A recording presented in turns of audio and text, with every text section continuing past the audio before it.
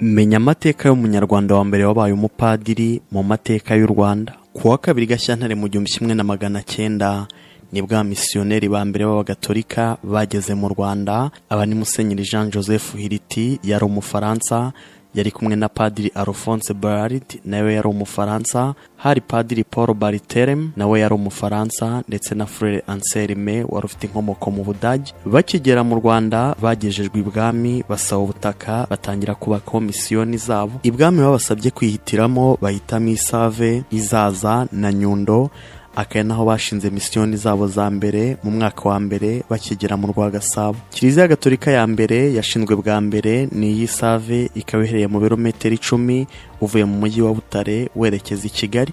Yashinzwe kwa 8 Gashyantare mu 1900, iyoborwa na Padiri Alphonse Barard. Mu myaka 3 ya mbere abagatolika bageze mu Rwanda, no kuvuga kuva mu 1900 kugeza mu 1903, yari imyaka yo kuguyaguya abanyarwanda kugira ngo bareke idini gakondo bayoboke imyemerere mishya yarije. Byabaye ingorabahizi rero kuri bo, kuko ibwami kwa Musinga bari batarumva neza ikizanye abo banyaburayi. Bakomeje guhendahenda, hanyuma mu 1903 Kiliziya yungutse abakristo 49.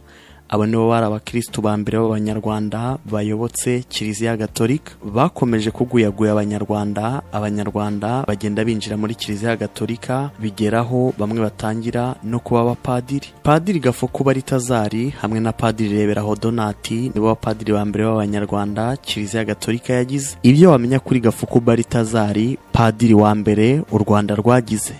Gafuku yavutse mu 1885 ku ngoma y'umwami Rwabugiri, akaba yari mwene Kamurama na Nyirahabimana. Yavukiye muri misiyoni ya Zaza, ni muri diocese ya Kibungo, ni mu karere ka Ngoma. Akiri muto Gafuku yararwaye cyane. Umunsi umwe ababyeyi be bakeka ko yapfuye, maze bamujugunya mu gishanga ngo kwari nko kumushyingura. Aho niho kubw'amahirwe abamisiyoneri bamutoraguye, maze bamugira umwe mu banyeshuri babo. Yakuriye inyigisho za gatigisimu muri misiyoni ya Zaza, ariko batirizwa imibirizi ubwaho ni Cyangugu. Yari afite imyaka 18 y'amavuko. Yiragije Mutagatifu Baritazari, ahita yitwa Gafuku Baritazari. Mu mwaka w'1904 Musenyeri Joseph Hiriti yimuriye muri vikariyati nshya ya Kivu yari ihuje u Rwanda, u Burundi n'igice kimwe cya Tanzania cyitwaga Buhana Bugufi, kiri cyicaro cyayo mu Rwanda. Afite n'icyemezo cyo kugarura abaseminari b'abanyarwanda mu Rwagasabo. Abaseminari bageze mu Rwanda mu 1913, maze bahura n'abari bamaze umwaka umwe Nyaruhengeri ikansi mbere yo guhabwa ubudiyakoni. Gafuku yakorewe umwaka w'igeragezwa muri misiyoni ya Kabgayi, yahawe ubudiyakoni kuwa 8 Ukwakira mu 1916, ahabwa ubupadiri hamwe na Donati Reberaho babuherewe Isave.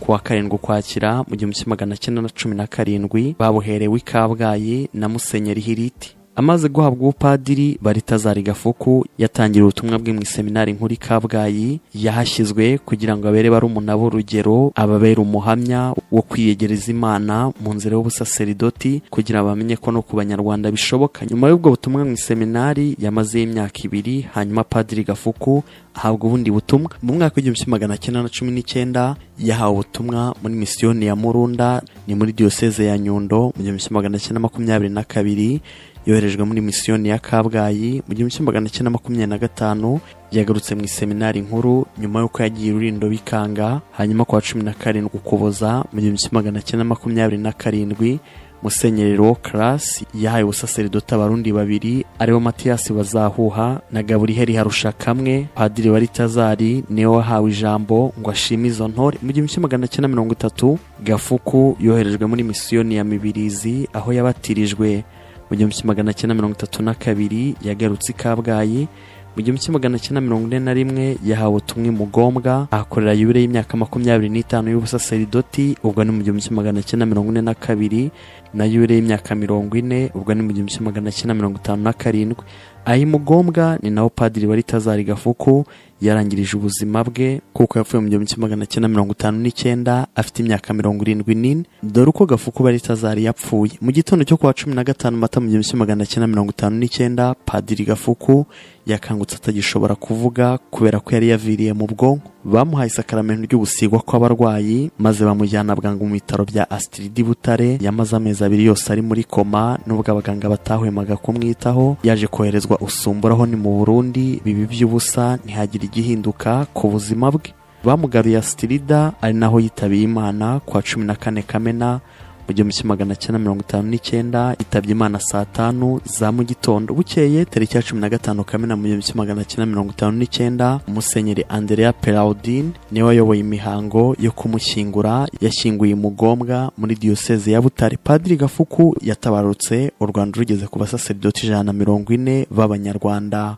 Barimo umwepiskopi wa mbere ariwe Musenyeri Aloyizi Bigirumwami, nawe wavukaga muri misiyoni ya Zaza. Padiri Baritazari Gafuku amateka ye agaragaza ko yabaye indahemuka mu myaka 42 yose yamaze ari umusaserdoti. Yaranzwe n'urukundo rwa gishumba, yari afite impano yo kuvura indwara kuko yari umuvuzi gakondo, yari n'umwanditsi. Yanditse inyandiko nyinshi z'ikibonezamvugo cy'Ikinyarwanda.